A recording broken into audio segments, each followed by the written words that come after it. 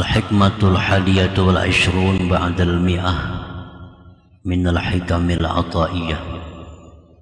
Hikmah yang ke-121 dari Al-Hikam. Qala al-Imam Ahmad ibn Athaillah Sakandari rahimahullah wa nafa'ana bi'ulumihi wa asrari. Berkata pengarang Imam Ahmad bin Athaillah As-Sakandari, la nihayata limazammika in arja'aka ilaika wa la tafrugu madaihuka in azhara judahu alaik. Yang artinya tidak ada kesudahan bagi engkau celaan-celaan jika Allah Subhanahu wa ta'ala mengembalikan engkau kepada engkau, dan tidak habis puji-pujian untuk engkau jika Allah menampakkan kemurahannya atas engkau. Itulah terjemahnya hikmah yang ke-121.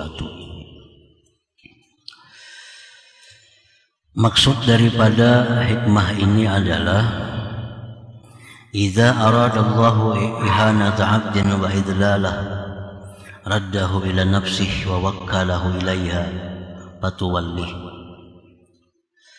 wa idza staulathu nafsuhu askatathu bimahawir rada. Apabila Allah Subhanahu wa ta'ala menghendaki menghinakan seorang hamba, maka Allah kembalikan hamba itu kepada nafsunya, dan Allah serahkan dia kepada nafsunya. Maka berkuasalah nafsu itu atasnya si hamba. Apabila nafsu itu sudah menguasai seorang hamba, maka nafsu itu akan menjatuhkan dia pada lembah kehinaan.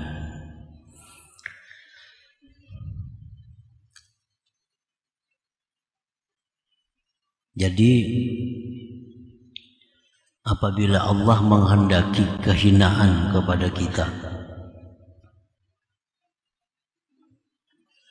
maka Allah serahkan kita ini kepada nafsu kita, sehingga kita ini selalu diatur, dipimpin oleh nafsu kita.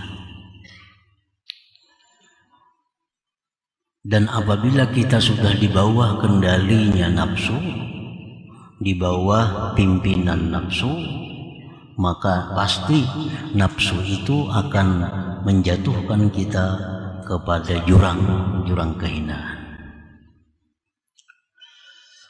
Fala nihayata limadzammik ayyuhal 'abdu in raddaka ila nafsik.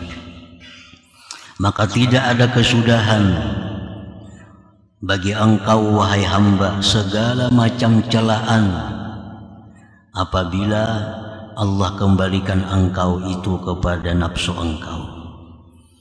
Apabila sudah Allah mengembalikan kita, menyerahkan kita kepada nafsu kita, maka diri kita ini penuh dengan segala macam celaan-celaan yang tidak ada kesudahan. Segala macam sifat yang buruk ada pada diri kita. Segala macam sifat yang tercela ada pada diri kita. Apabila Allah sudah menyerahkan kita kepada nafsu ini, apabila Allah sudah mewakilkan untuk mendidik, memimpin kita kepada nafsu kita, maka diri kita ini penuh dengan celaan-celaan. Lianna nafsa mamba'u syurur wal hawan. Karena nafsu itu sumber kejahatan dan kehinaan. Nafsu itu sumbernya kehinaan, sumbernya kejahatan. Nah, kalau kita dipimpin oleh nafsu, kalau Allah sudah menyerahkan kita kepada nafsu, maka kita akan jatuh di dalam kehinaan. Wa dzalika alamatul wabal wal khusran wa sukutika min ainir rahman. Dan itu tanda kecelakaan, tanda kerugian, dan jatuhnya engkau dari pandangan Allah Subhanahu wa ta'ala.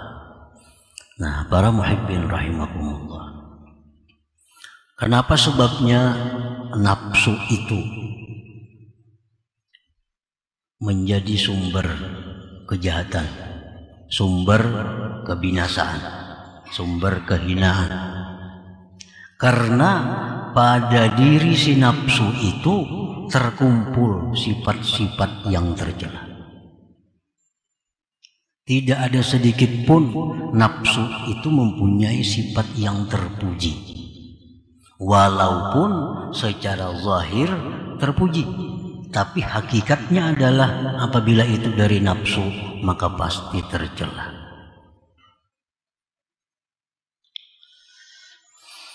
Nah, sifat nafsu itu antara lain adalah al-kibru, kesombongan. Ini sifat nafsu. Nah, kalau kita dipimpin oleh nafsu yang bersifat sombong, kita pun akan jadi orang yang sombong.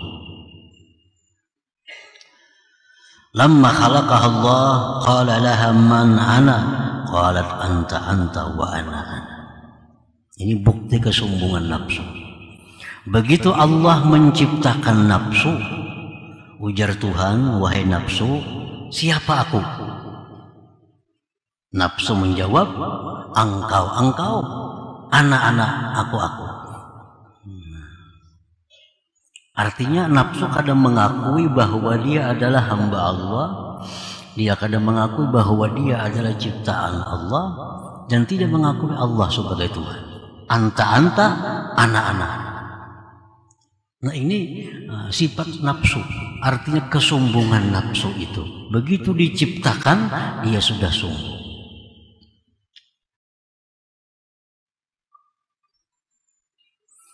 Nah, para muhibbin rahimakumullah, kalau kita ini sudah menjadi orang yang sombong, nah, maka sulit untuk diharapkan kebaikan pada diri kita.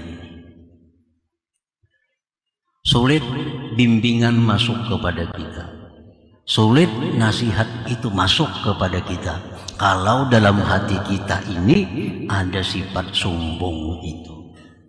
Ini akibat kita diserahkan Allah kepada nafsu, sehingga nafsu yang mengendalikan kita ini sombong. Allah sudah menyatakan dalam Al-Quran, innahu la yuhibbul mustakbirin. Allah tidak suka orang yang bersifat sombong itu.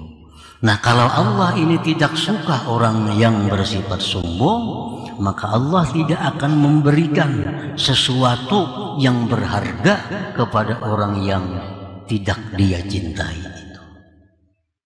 Allah tidak akan memberikan sesuatu yang berharga kepada orang yang tidak ia cintai. Apa yang berharga itu? Antara lain hikmah, ilmu-ilmu rahasia, ilmu-ilmu ma'rifat. Nah, ini Allah pasti tidak akan memberikan kepada orang yang tidak disukainya. Orang sombong termasuk orang yang tidak disukai oleh Allah Subhanahu wa ta'ala.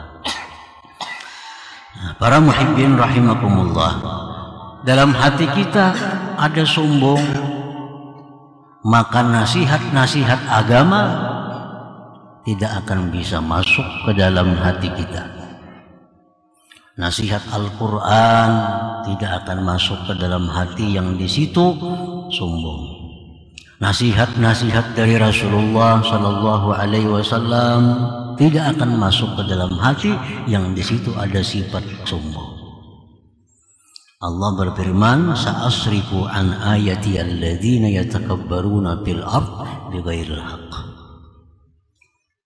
Artinya aku palingkan ayat-ayatku terhadap orang-orang yang sombong di muka bumi itu. Nah, para muhibbin rahimakumullah. Nah, ini salah satu di antara tercelaknya seseorang yang dipimpin oleh nafsu.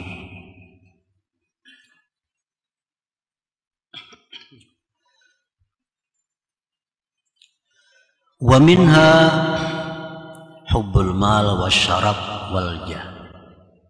Nah, sifat nafsu yang tercela lagi adalah bahwa nafsu ini dia menyukai harta, dia menyukai kehormatan, kemuliaan di sisi manusia, dan dia menyukai kedudukan, pangkat di sisi manusia. Nah, ini sifat nafsu. Karena itu harta, pangkat ini satu jalan untuk si nafsu ini bisa meluluskan kehendaknya. Nafsu hendak ini, kalau duitnya kadada, kalau duitnya kadada, kawalah.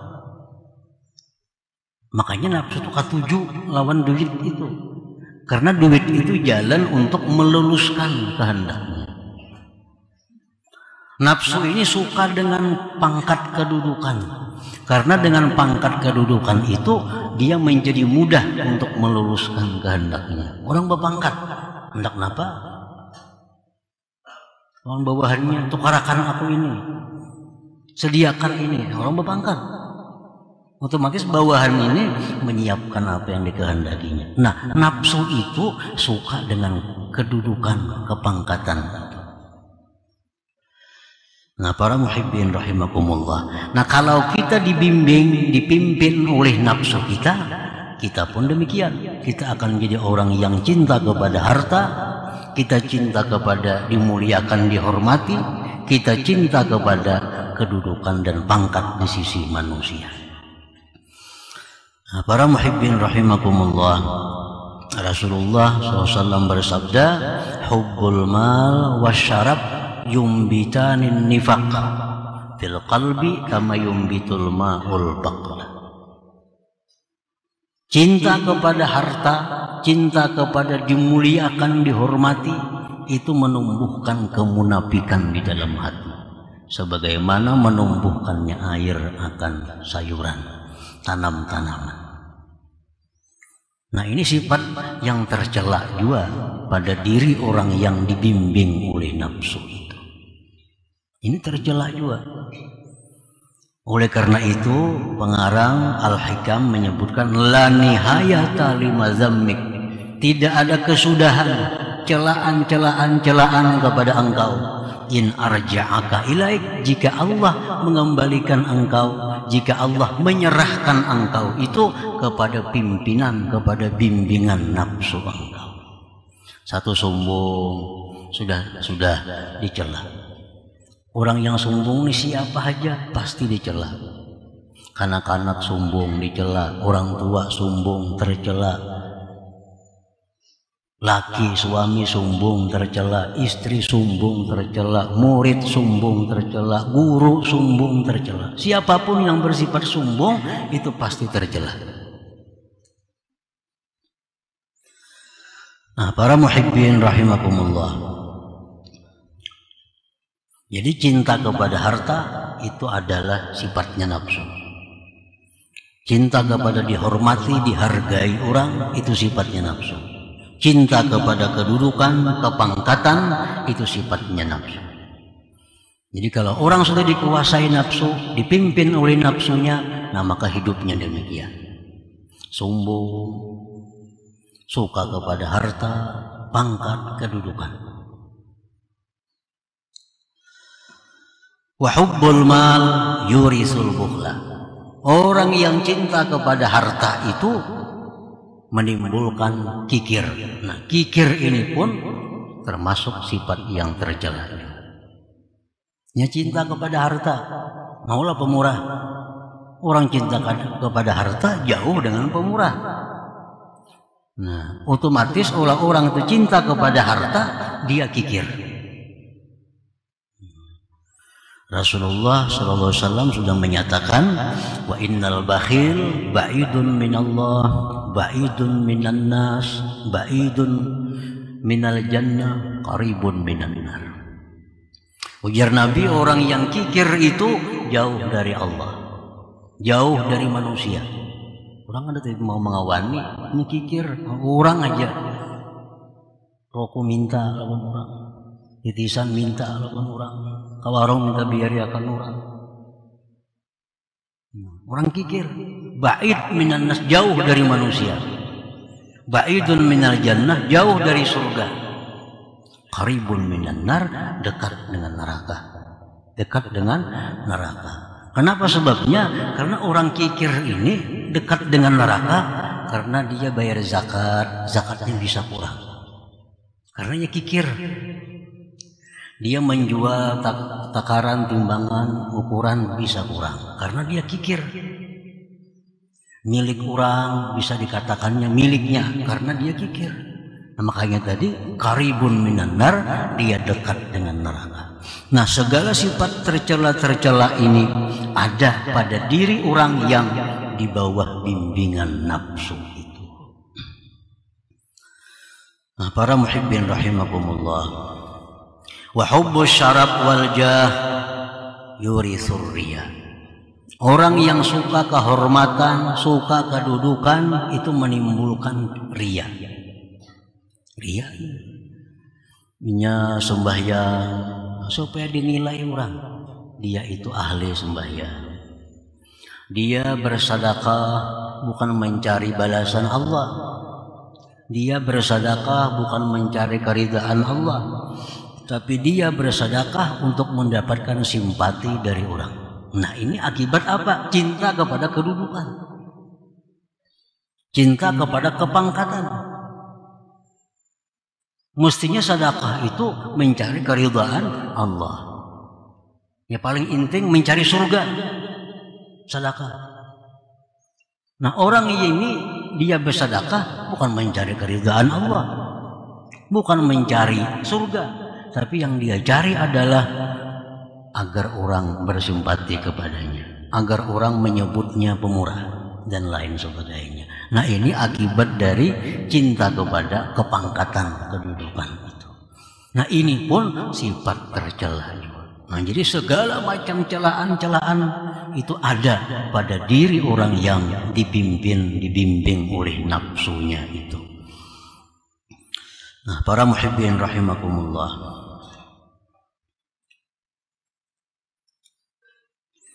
wa idza aradallah i'zaz 'abdin wa inayatah azhara 'alaihi judah fatawallahu wa hafizahu wa la yatrukuhu wa la yuwakkiluhu ila nafsihi. Dan apabila Allah Subhanahu wa taala menghendaki memuliakan seorang hamba, Allah menghendaki memuliakan hamba ini, Allah nampakkan atas hamba itu kemurahannya, maka si hamba ini Allah pimpin, si hamba ini Allah pelihara, si hamba ini tidak Allah tinggalkan, tidak Allah serahkan kepada nafsunya. Ini kalau Allah hendak memuliakan seseorang, maka seseorang ini langsung dipimpin oleh Allah, dijaga oleh Allah. Kada Allah serahkan kepada nafsunya.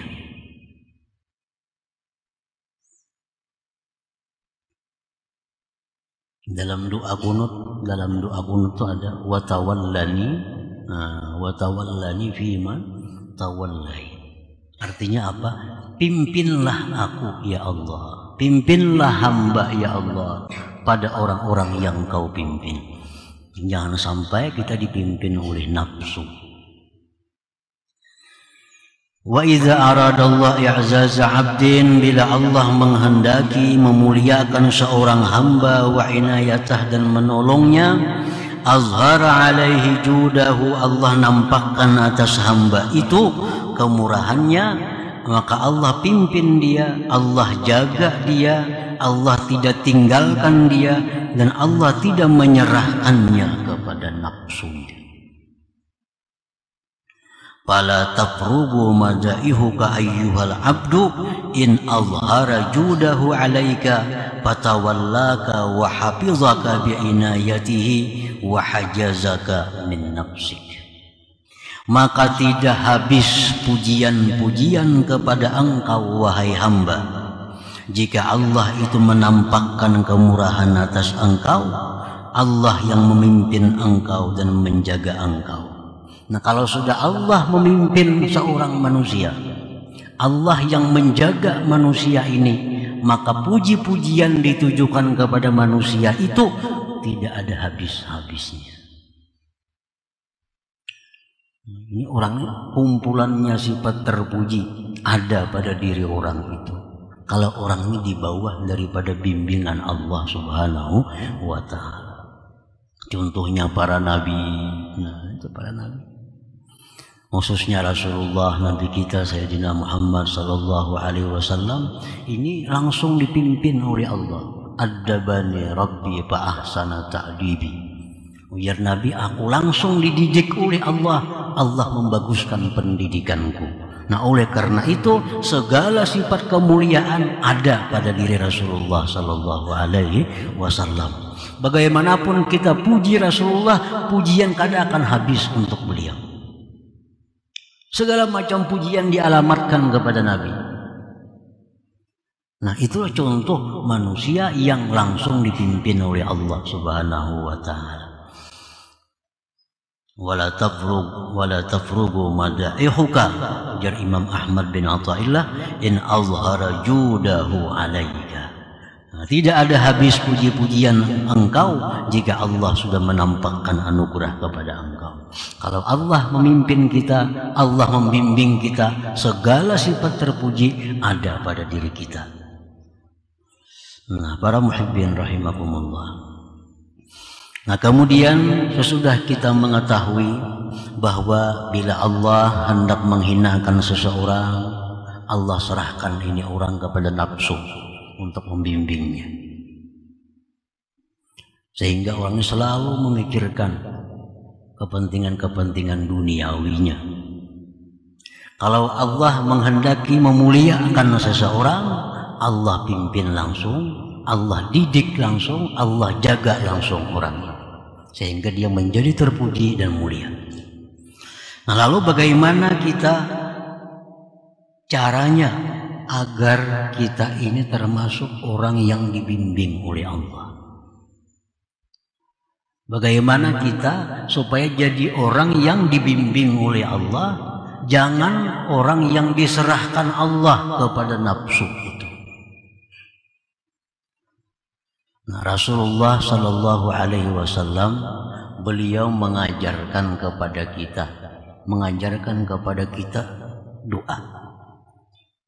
Nah, doa ini salah satu di antara sekian macam cara agar kita jadi orang yang dibimbing Allah. Salah satunya doa.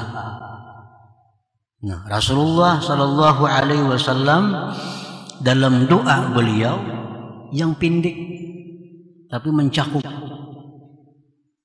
Allahumma la takilni ila nafsi tarfata ain. Nah, itu doa Nabi. Allahumma la takilni ila nafsi tarfata ain. Nah, pendek aja doanya. Allahumma, ya Allah, la takilni, janganlah engkau serahkan aku, jangan engkau serahkan aku ila nafsi, kepada nafsuku, tarfata ain, sekejap mata jua. Artinya kalau kita ini diserahkan Tuhan kepada nafsu, semenit saja hancur kita. Kita jadi orang yang hina. Apalagi berhari-hari, apalagi berbulan-bulan nafsu mendidik kita, apalagi nafsu bertahun-tahun membimbing kita. Nabi sekejap mata aja beliau berlindung kepada Allah daripada bimbingan nafsu ini. Itu doa yang pendek dari Nabi. Allahumma, ya Allah, ya Tuhanku, la takilni, Jangan engkau serahkan aku, jangan engkau antar aku ila nafsi, kepada nafsuku, tarfata ain, sekejap mata juga pun. Ini termasuk doa yang mesti jadi amaliyah kita. Ini termasuk doa yang jadi wirid kita, agar kita ini selalu dibimbing oleh Allah, agar kita selalu dipelihara oleh Allah, jangan diserahkan kepada selainnya seperti nafsu tadi.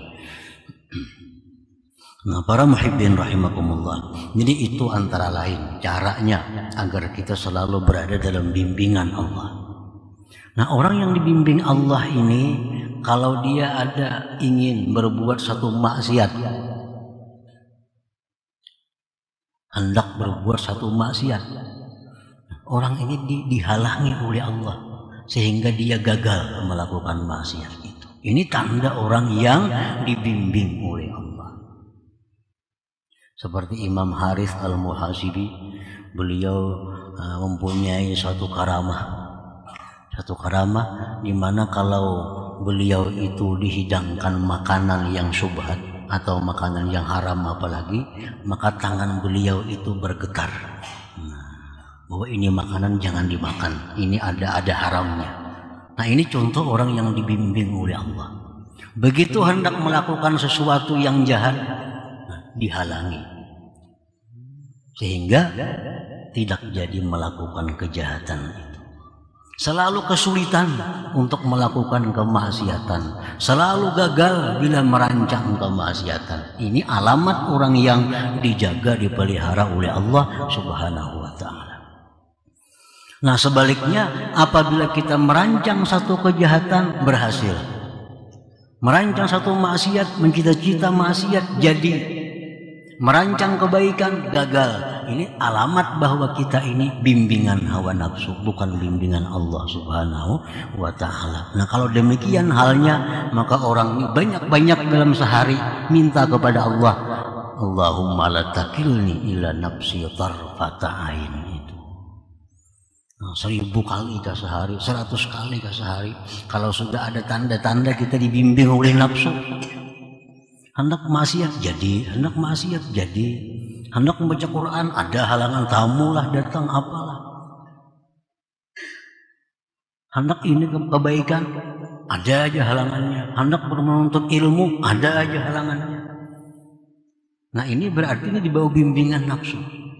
Nah, ini perbanyak doa.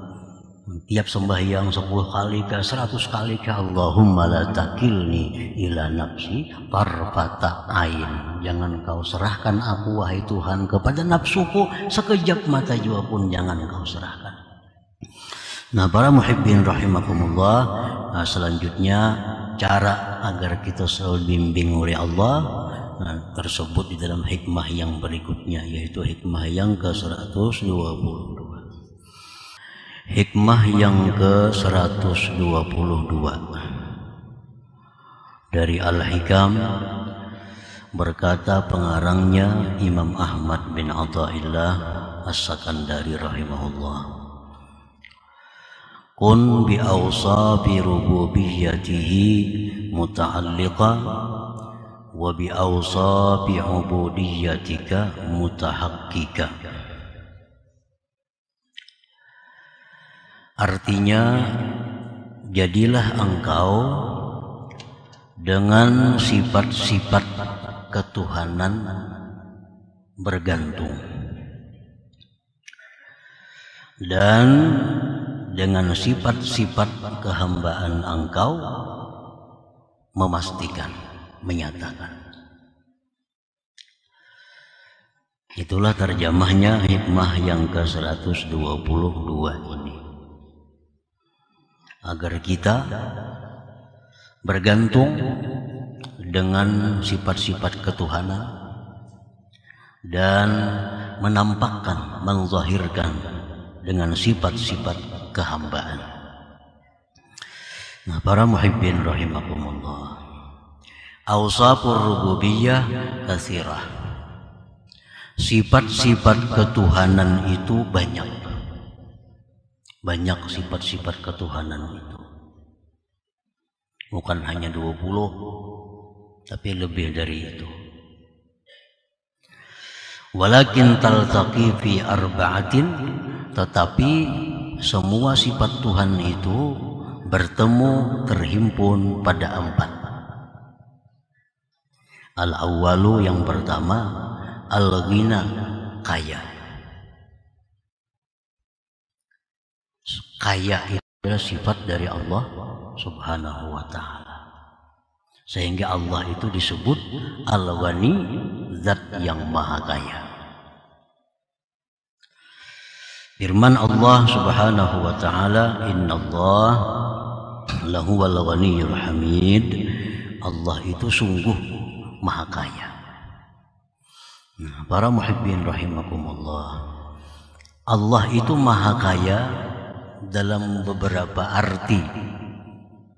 Yang pertama, Allah itu maha kaya, artinya Allah Subhanahu wa ta'ala tidak memerlukan siapapun dalam menciptakan apapun. Allah menciptakan langit, bumi, tidak perlu kepada bantuan siapa juga pun. Allah menciptakan surga neraka, tidak memerlukan siapa juga pun. Allah menciptakan manusia, ada yang ahli surga, ada yang ahli neraka, tanpa ada minta bantuan, saran, pendapat siapa juga. Nah, jadi Allah itu maha kaya, tidak butuh siapapun. Nah, yang kedua, Allah itu disebut maha kaya. Andai kata seluruh manusia ini minta kepada Allah seisi dunia, lalu Allah berikan satu persatu, Allah berikan seisi dunia, sedikit juga pun itu tidak mengurangi, tidak mempengaruhi perbendaharaan Allah Subhanahu wa ta'ala. Tiap orang yang berdoa minta diberi oleh Allah. Tiap orang yang minta diberi oleh Allah. Bermiliar-miliar manusia minta diberi oleh Allah. Satu orang, satu dunia. Nah, tidak berpengaruh dengan perbendaharaan Allah Subhanahu wa ta'ala. Nah, ini maha kaya. Maha kaya. Innallah lahuwal ghaniyyul hamid. Jadi kaya itu adalah min awsafir rububiyah, itu salah satu dari sifat ketuhanan. Wasani, yang kedua, al-izzu, kemuliaan. Kemuliaan. Kemuliaan itu adalah sifat ketuhanan. Allah Ta'ala, Allah berfirman, walillahil izzatu jami'ah. Bagi Allah kemuliaan itu seluruhnya, tidak ada sedikit pun tertinggal. Kemuliaan itu adalah milik Allah Subhanahu wa ta'ala. Para muhibbin rahimakumullah, mulianya Allah Subhanahu wa ta'ala tidak tergantung kepada orang yang tunduk dan patuh kepadanya. Andai kata seluruh alam semesta ini tidak taat kepada Allah, tidak taat kepada Allah, sedikit pun tidak mengurangi kemuliaan Allah. Andai kata seluruh alam semesta ini orang punya hati seperti Abu Jahal, sedikit pun tidak mengurangi kemuliaan Allah Subhanahu wa ta'ala. Nah, itu menunjukkan bahwa Allah itu sangat atau maha mulia.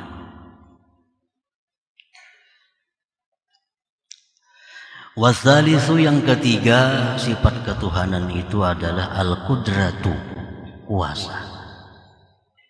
Allah kuasa.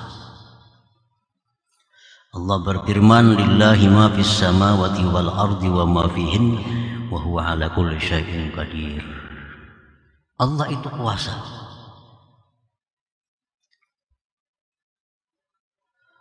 Warabi' yang keempat, al-quwwatu, kekuatan. Kekuatan itu sifat Tuhan. Kekuatan sifat Tuhan. Maksudnya kekuatan itu adalah Allah Subhanahu wa ta'ala punya kekuatan untuk menjalankan apa yang dikehendakinya. Apa yang dikehendaki oleh Allah, Allah punya kekuatan untuk melaksanakan itu. Dalilnya firman Allah, in rabbaka huwal qawiyyul aziz. Tuhan engkau itu sungguh maha kuat. Nah, para muhibbin rahimakumullah. Jadi seluruh sifat-sifat ketuhanan itu taltaqi fi arba'atin, terhimpun dalam 4 perkara itu. Wa awsaful ubudiyyah katsiratun aidan taltaqi jami'uha bi arba'ah. Demikian pula sifat-sifat kehambaan. Nah, sifat kehambaan pun banyak pula, terhimpun seluruhnya pada 4 perkara. Al-faqru, kepakiran, waz-zullu, kehinaan, wal-ajzu, ketidakberdayaan, wad-dha'fu, kelemahan. Nah, ini kumpulannya, segala sifat hamba terkumpul pada 4 itu. Hamba itu berhajat. Jangankan untuk mengatur orang lain, mengatur dirinya sendiri, hamba ini berhajat kepada orang. Apalagi mengatur orang lain. Mengatur dirinya sendiri pun dia berhajat kepada Allah Subhanahu wa ta'ala. Kehinaan, ketidakberdayaan, dan kelemahan. Nah, itu kumpulan dari sifat-sifat kehambaan dalam 4 perkara tadi. Para muhibbin rahimakumullah, hikmah yang ke-122 ini beliau pengarang mengatakan bahwa hendaknya kita bergantung, bersandar dengan sifat ketuhanan, namun berpakaian dengan sifat kehambaan. Hati bergantung dengan sifat ketuhanan, tetapi zahir kita berpakaian dengan sifat kehambaan. Nah, ta'allaq ayyuhal 'abdu bighinahu ta'ala wastaghni 'amma siwah wa la taftakir ila syai'in dunah takun ghaniyan billah. Bergantunglah wahai hamba dengan kekayaan Allah, dan terkayalah dari selain Allah. Jangan berhajat kepada sesuatu selain Allah. Niscaya engkau menjadi orang yang kaya dengan Allah Subhanahu wa ta'ala. Jadi kalau hendak kaya, kaya yang sejati, kaya yang tidak akan bakal miskin, kaya yang tidak akan bakal bangkrut, maka kayalah dengan Allah Subhanahu wa ta'ala. Kalau kita kaya karena banyak harta, kita tahu harta kita itu binasa. Kalau kita kaya dengan banyak kebun, kebun kita binasa. Kalau kita kaya dengan banyak macam-macam itu binasa. Tapi kalau kita kaya dengan Allah, nah kita akan kaya yang selama-lamanya. Karena Allah itu selama-lamanya. Nah, jadi takun ghaniyan billah, jadilah engkau orang yang kaya dengan Allah Subhanahu wa ta'ala. Jadi hati kita ini kita gantungkan bahwa hajat kita itu hanya kepada Allah. Ini hati. Hati kita tidak memerlukan kepada siapa jua pun selain daripada Allah Subhanahu wa ta'ala. Nah, ini ta'allaq ini fil batin. Nah, gantungkan di dalam hati bahwa kita tidak perlu, kita tidak berhajat hanya dengan Allah, kecuali kepada Allah. Wa ta'allaq bi'izzihi ta'ala wa saghir fi 'ainika dunah wa la tata'azzaz bi ghairihi takun azizan billah. Bergantunglah engkau dengan kemuliaan Allah. Nah, jadi hati kita ini kita gantungkan, kita sandarkan kepada kemuliaan Allah. Dan kecilkan pada pandangan engkau selain Allah. Selain Allah itu kecil, selain Allah itu remeh. Dan jangan engkau mencari kemuliaan dengan selain Allah. Jangan cari kemuliaan dengan harta, dengan cari kemuliaan dengan kedudukan. Jangan cari kemuliaan dengan sesuatu selain Allah. Takun azizan billah, jadilah engkau orang yang mulia dengan Allah Subhanahu wa ta'ala. Nah, kalau orang mulia dengan harta, hartanya habis, mulianya habis. Orang yang mulia dengan sebab dekat dengan manusia yang mulianya mati, dia pun habis kemuliaannya. Tapi kalau kita menggantungkan kemuliaan dengan Allah, kita akan mulia selama-lamanya. Karena kemuliaan Allah itu selalu selama-lamanya.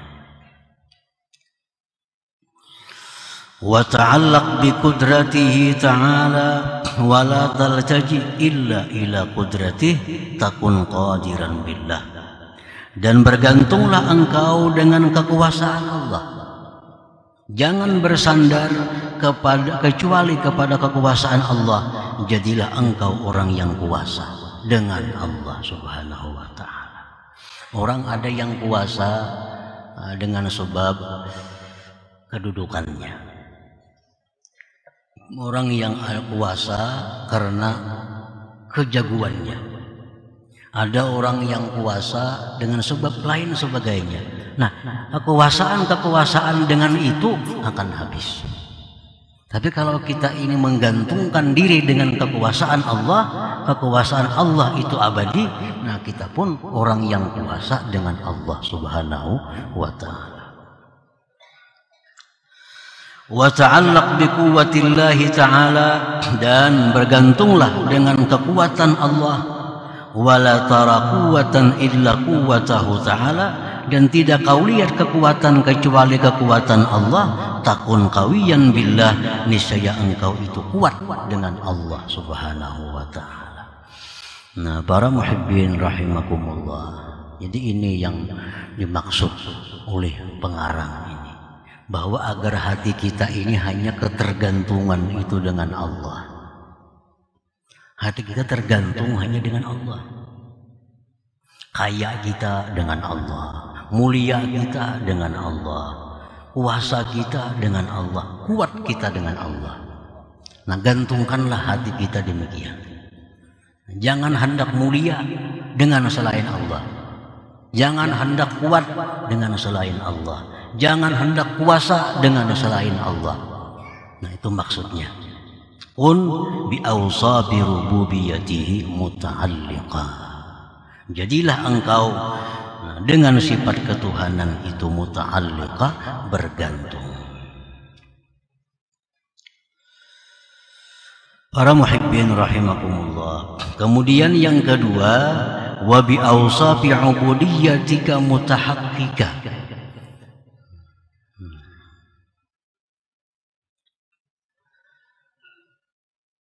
Dan nampakkanlah sifat-sifat kehambaan engkau. Nampakkanlah sifat-sifat kehambaan engkau. Sifat kehambaan itu adalah seperti yang tersebut tadi, terkumpul pada 4 perkara. Pertama, kefakiran. Kedua, kehinaan. Ketiga, ketidakberdayaan.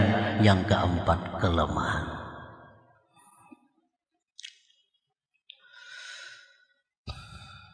Wa tahaqqaq ayyuhal 'abdu zahiraka mulabisan bi awsafi 'ubudiyyatik. Nyatakan wahai hamba, zahir engkau itu berpakaian dengan sifat-sifat kehambaan engkau. Nyatakan zahir kita ini berpakaian dengan sifat kehambaan. Minal fakri, daripada kefakiran.